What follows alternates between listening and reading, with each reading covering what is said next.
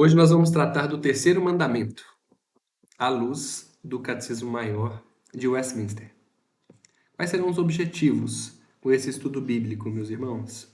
Compreender o que o terceiro mandamento exige e proíbe, analisar a abrangência do nome de Deus e como o nome de Deus deve ser usado, entender a seriedade da ameaça anexa ao terceiro mandamento e aplicar a reverência ao nome de Deus em todas as áreas da nossa vida. Pergunta 111. Qual é o terceiro mandamento? O terceiro mandamento é: não tomarás o nome do Senhor teu Deus em vão, porque o Senhor não terá por inocente aquele que tomar em vão o nome do Senhor seu Deus. E o terceiro mandamento, meus irmãos, está em Êxodo, no capítulo 20, no versículo de número 7. O terceiro mandamento é: não tomar o nome do Senhor em vão. Vejamos a pergunta 112. O que se exige nesse terceiro mandamento?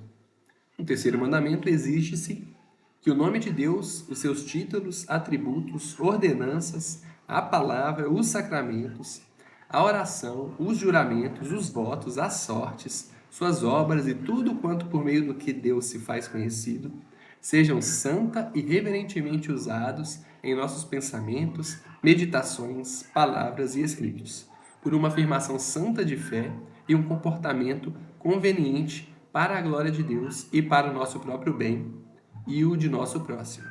A primeira exigência de Deus para com o terceiro mandamento, o primeiro dever que eu trouxe aqui por meio do Catecismo Maior é o nome de Deus, os seus títulos, atributos, sejam santos e reverentemente usados em nossos pensamentos, meditações, palavras e escritos por uma afirmação santa de fé e um comportamento conveniente. Então, meus irmãos, Deus exige, temos como um dever usar o nome de Deus, os títulos e os atributos de Deus com toda a santidade e reverência. Deuteronômio 28, 58. Se não tiveres cuidado de guardar todas as palavras dessa lei que estão escritas nesse livro, para temeres este nome glorioso e temível, o Senhor teu Deus.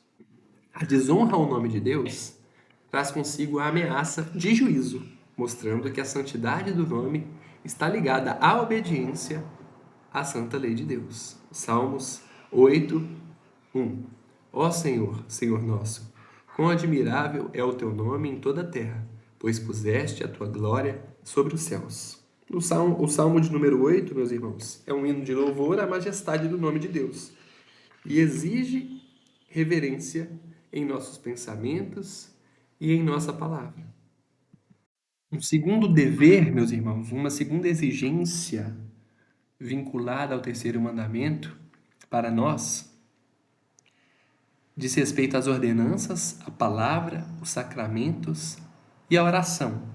Que todas essas questões sejam santas e reverentemente usadas em nossos pensamentos, meditações, palavras e escritos por uma afirmação santa de fé e um comportamento conveniente. Então, nós vamos tratar das ordenanças da palavra, dos sacramentos e da oração. Usar as ordenanças, palavra, sacramento e oração com reverência. Essa é a exigência, meus irmãos. Salmo 29, número 29, versículo 2. Dai ao Senhor a glória devida ao seu nome. Adorai o Senhor na beleza da sua santidade. O salmo lido, meus irmãos, nos chama a render ao Senhor a glória que corresponde ao seu nome. Isto é, conhecê-lo como ele verdadeiramente é, santo, majestoso e digno de toda reverência.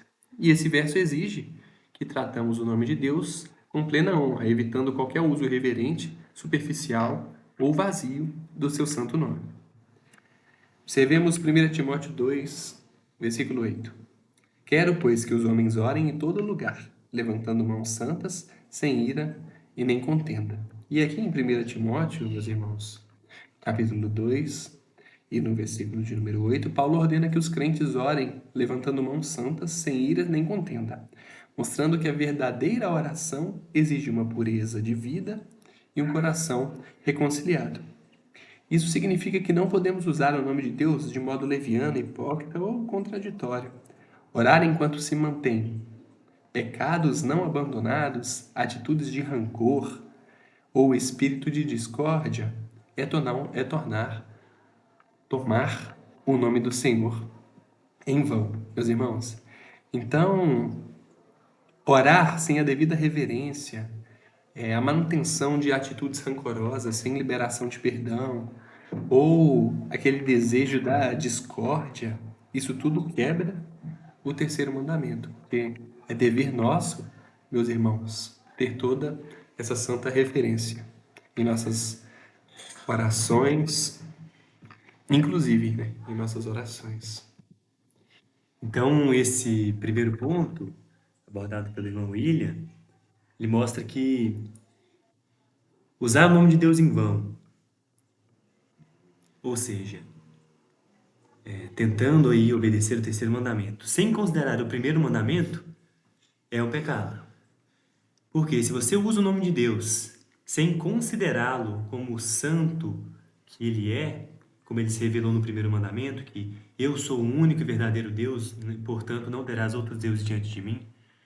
Então, quando não se considera que Deus é o único e verdadeiro Deus, que ele é terrível e temível, nós vivemos a nossa vida levianamente. E essa vida leviana que vivemos, sem considerar a verdade do primeiro mandamento sobre Deus, é uma quebra do terceiro mandamento. Porque internamente é como se disséssemos: não, Deus não é tão terrível assim, Deus não é o único e verdadeiro Deus, Ele não é santo, Ele não é justo, eu posso viver a minha vida de qualquer maneira. Então, nós devemos considerar o Deus do primeiro mandamento. E então, só considerando todos os aspectos, perfeições e atributos do Deus do primeiro mandamento e do segundo, nós vamos usar o nome dele adequadamente. Caso contrário, o nome dele será usado em vão. Perfeito, meus irmãos. Mateus 6, 9 diz assim: portanto, vós orareis assim: Pai nosso que estás nos céus, santificado seja o teu nome. A oração do Senhor começa com o dever de santificar o nome de Deus, colocando-o acima de todas as petições. Então, uma forma de instrução a orarmos, ou seja, quando nós não oramos da forma adequada, meus irmãos, quebramos o terceiro mandamento.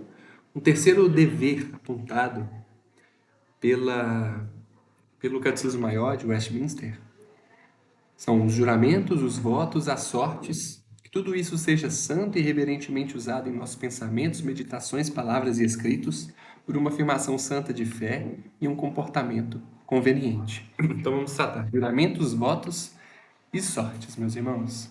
Usar juramentos e votos de forma santa é o que deveremos fazer. Jeremias 4, 2. E jurarás: vive o Senhor na verdade, no juízo e na justiça. E nele se bendirão as nações, e nele se gloriarão. Esse verso aponta para a restauração espiritual de Israel, mediante um retorno genuíno ao Senhor. Então, jurar pelo nome do Senhor significa viver sob sua autoridade, reconhecendo-o como o único Deus verdadeiro.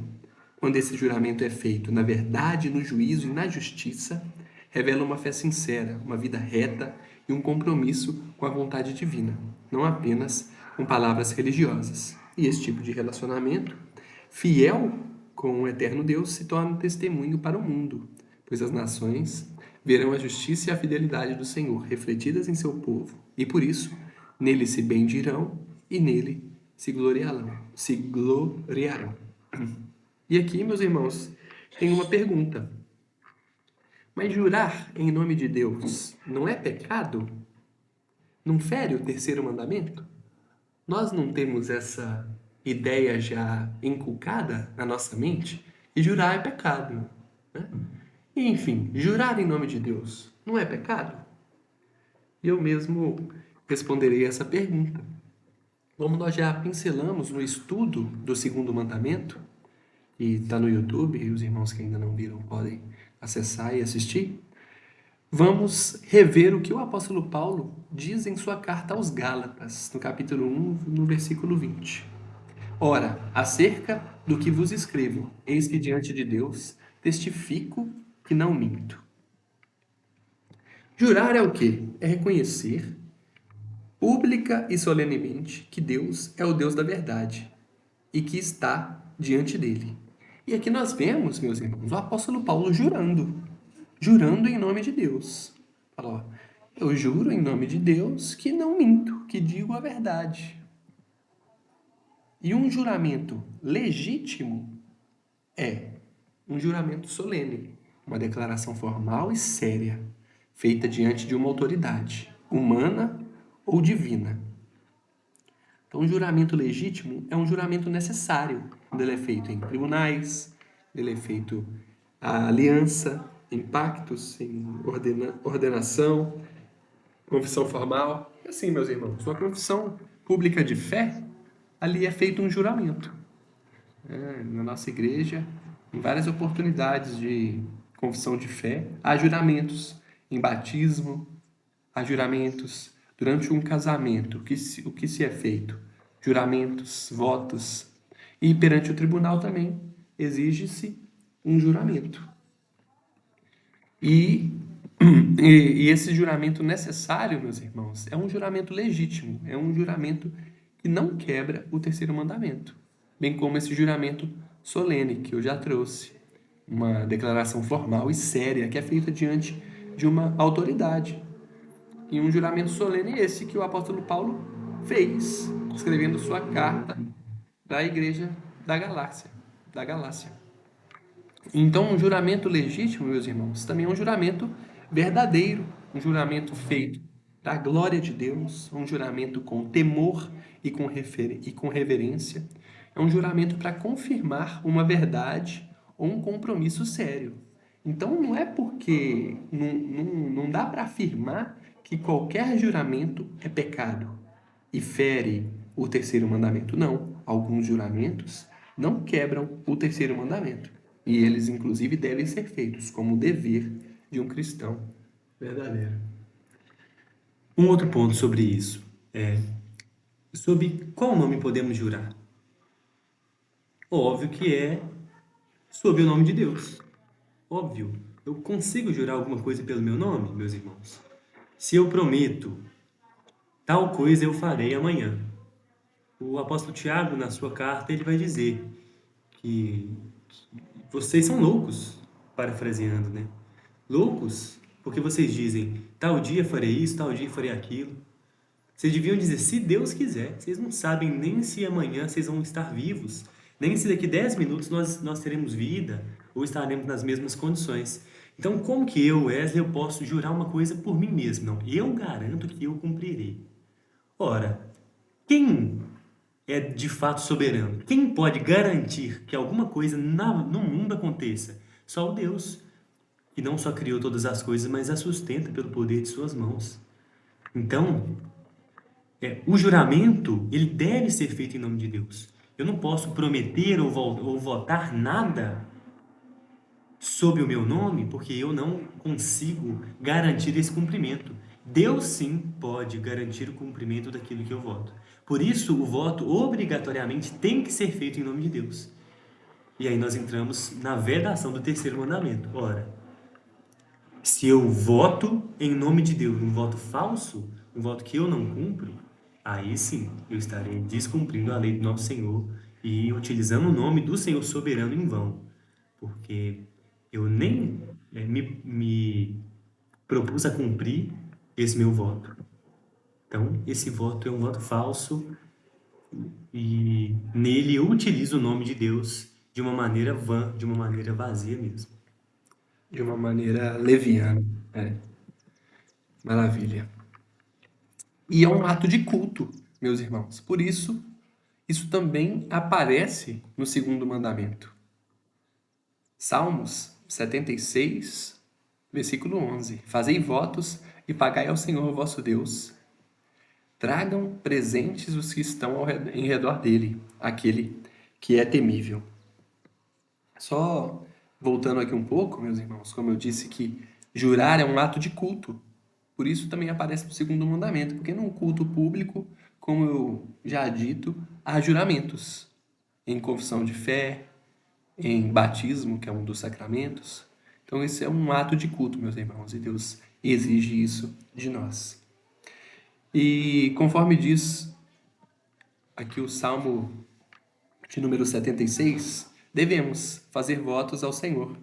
Fazer votos a Deus é prometer, de uma forma solene e voluntária diante dele, cumprir algum dever santo ou dedicar-se a uma obra lícita para a glória de Deus. E eu vou citar aqui alguns exemplos de votos que são legítimos, meus irmãos. Na Bíblia, em 1 Samuel 1:11, Ana promete consagrar o seu filho. Jacó, em Gênesis 28, do 20 ao 22, promete dedicar o dízimo. Paulo, também a gente consegue observar ele fazendo votos em Atos dos Apóstolos 18:18. Então, é lícito, meus irmãos, prometermos dedicar fielmente à nossa igreja local, consagrar-nos a um período específico de oração. Isso é um voto. Prometer entregar um dízimo ou oferta regular, prometer abandonar um pecado específico com um firme propósito, prometer servir em uma área específica do ministério, prometer guardar castidade, por exemplo, até o casamento, votos solenes que são feitos em casamento, como eu já disse, ordenações de ministros, profissão de fé de novos convertidos ou de quem vai batizar, como disse, tudo isso são votos que são feitos a Deus, votos legítimos, exigidos por Deus, que não quebram o terceiro mandamento, ao contrário, é um dever do cristão fazer votos solenes, fazer votos lícitos, legítimos a Deus.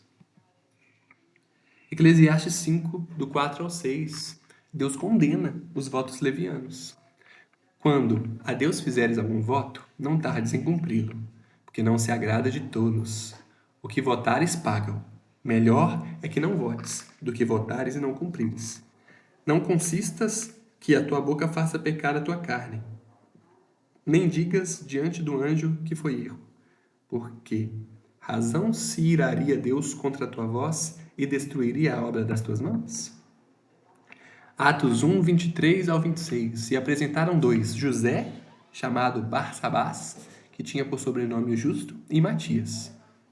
E orando disseram: Tu, Senhor, conhecedor dos corações de tolos, mostra qual desses dois tem escolhido para que tome parte nesse ministério e apostolado, de que Judas se desviou, para ir para o seu próprio lugar. E, lançando-lhe sortes, caiu a sorte sobre Matias, e por voto comum foi contado com os 11 apóstolos. Então nós já vimos sobre juramento, vimos sobre votos, e agora nós estamos vendo sobre lançar sortes. Para a eleição de Matias, para substituir Judas, as sortes foram lançadas. E as sortes referem-se aqui, meus irmãos, ao ato de lançar sorte, isto é, recorrer a um meio externo e aparentemente aleatório, como pedras, pedaços, marcados, objetos ou procedimentos semelhantes, para buscar a decisão de Deus em situações específicas. Essa prática na Bíblia aparece como um método legítimo quando usado de forma reverente, em questões sérias e sob a direção divina, como forma de submeter a decisão inteiramente à soberania do Senhor, e não ao acaso. E nós vemos algum exemplo, a identificação de Acã em Josué 7, do 14 ao 18, a distribuição da terra entre as tribos, em Josué 18, do 6 e 10, a escolha de Saul como rei, foi por meio de sorte, conforme 1 Samuel 10, 20 e 21, tentativa de descobrir quem era o culpado pela tempestade que estava quase quebrando o navio em Jonas, no capítulo 1, versículo número 7.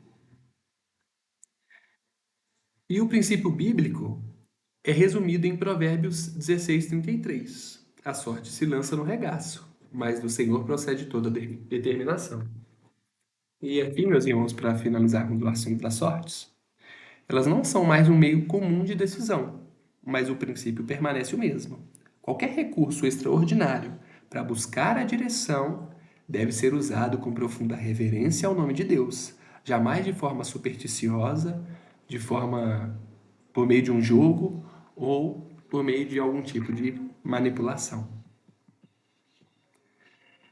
Vejamos um quarto dever ligado ao terceiro mandamento, meus irmãos. Suas obras e tudo quanto por meio do que Deus se faz conhecido, seja santo e reverentemente usado em nossos pensamentos, meditações, palavras e escritos, por uma afirmação santa de fé e um comportamento conveniente.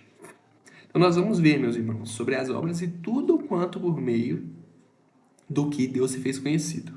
Então, usar as obras e a providência de Deus com reverência é o que exige o terceiro mandamento. Apocalipse 15, 3 e 4. E cantavam o cântico de Moisés, servo de Deus, e o cântico do Cordeiro, dizendo: Grandes e maravilhosas são as tuas obras, Senhor Deus Todo-Poderoso. Justos e verdadeiros são os teus caminhos, ó Rei dos santos. Quem te não temerá, ó Senhor, e não magnificará o teu nome? Porque só tu és santo. Por isso, todas as nações virão e adorarão diante de ti, porque os teus juízos são manifestos. E em Apocalipse, meus irmãos, que nós acabamos de ler, os salvos louvam a Deus, reconhecendo sua santidade, justiça e majestade, proclamando que todas as nações finalmente temerão e exaltarão o seu santo nome. E esse cântico mostra que o nome de Deus deve ser tratado com o mais elevado temor e reverência, jamais usado de forma vã, trivial ou de forma hipócrita, meus irmãos. Então, todas essas formas com que Deus se faz conhecido devem ser utilizadas com reverência. Quinto dever, meus irmãos, do cristão, anexo ao terceiro mandamento. Para a glória de Deus e para o nosso próprio bem e do nosso próximo. Nós devemos utilizar o nome de Deus para a glória dele, para o nosso próprio bem e para o nosso próximo. Ter um comportamento conveniente para a glória de Deus e para o nosso próximo e para o nosso próprio bem e do nosso próximo. Filipenses 1, 27. Somente deveis portai-vos dignamente conforme o Evangelho de Cristo, para que, quer vá e vos veja, quer esteja ausente, ouça acerca de vós que estáis no mesmo Espírito, combatendo juntamente com o mesmo ânimo pela fé do Evangelho. E aqui em Filipenses, o apóstolo Paulo exorta os cristãos a viverem dignamente conforme o Evangelho de Cristo, mantendo unidade, firmeza e compromisso com a fé. E essa vida digna é parte essencial de não tomar o nome do Senhor em vão. Professar Cristo e viver de modo incoerente é uma forma de profanar o seu nome, enquanto andar de modo digno e honrá-lo. Então, meus irmãos, quando nós não temos uma vida digna, quando nós não temos uma vida que é vivida para a glória de Deus, quando nós não levamos em consideração a glória de Deus para com o nosso próximo, nós quebramos o terceiro mandamento, tomando o nome dele em vão. Colossenses 3, 17. E quanto fizerdes, por palavra ou por obras, fazei tudo em nome do Senhor Jesus, dando por ele graças a Deus Pai. Então, o dever de usar o nome de Deus reverentemente se estende a todas as nossas ações e palavras que devem ser feitas para a glória de Deus. E aqui, meus irmãos, eu trouxe alguns exemplos práticos.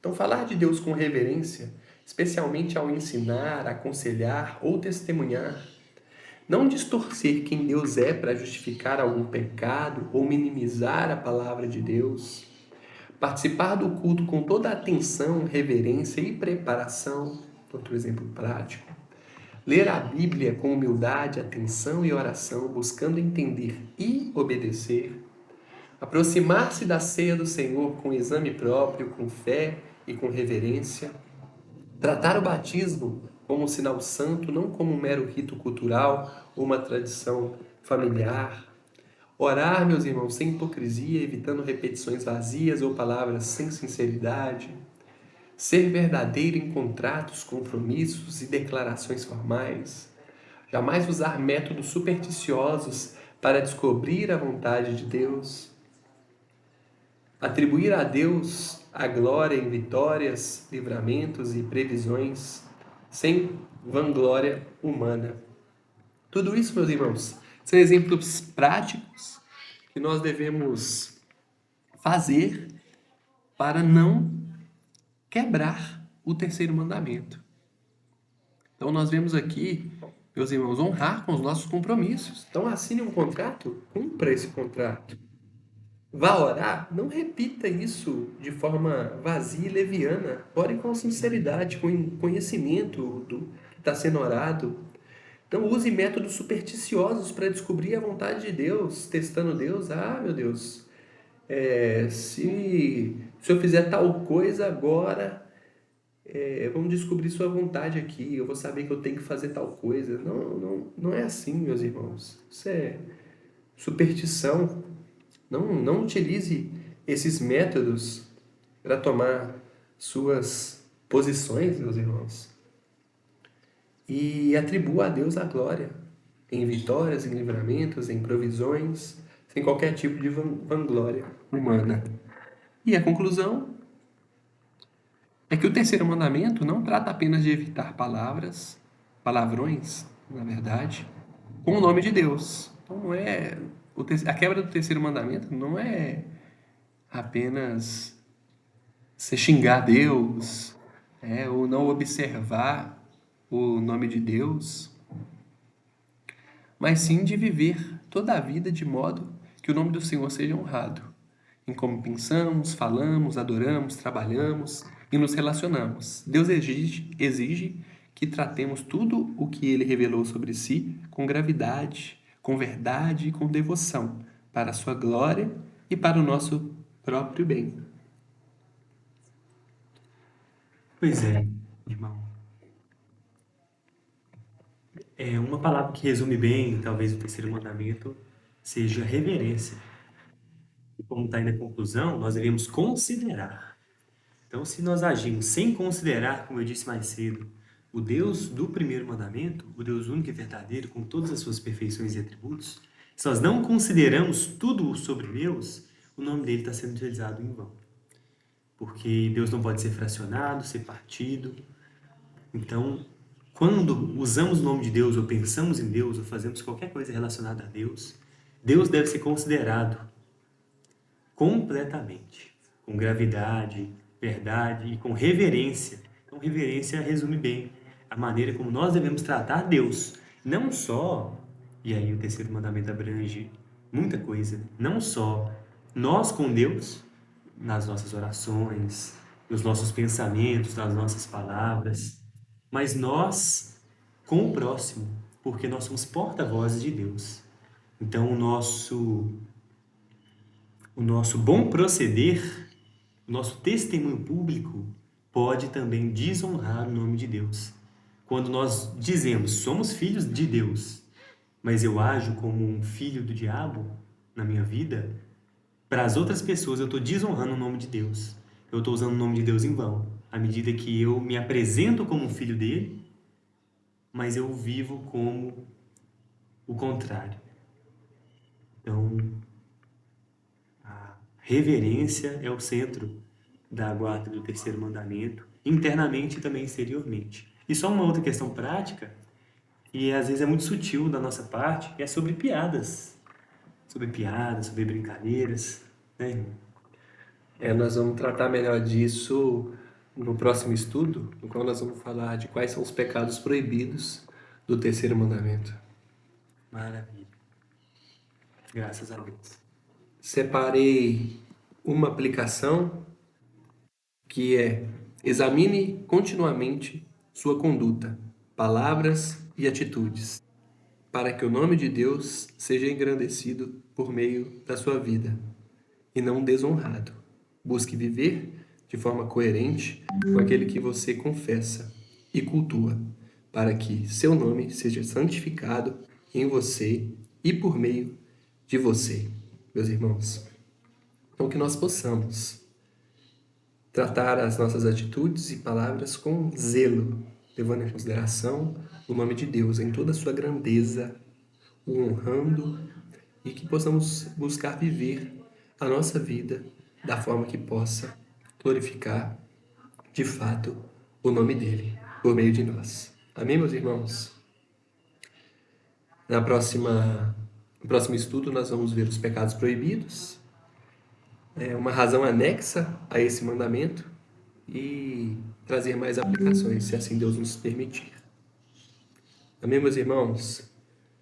Que Deus possa continuar abençoando as nossas vidas e que possamos guardar o mandamento dele em gratidão ao que ele fez por nós, nos tirando da terra do Egito.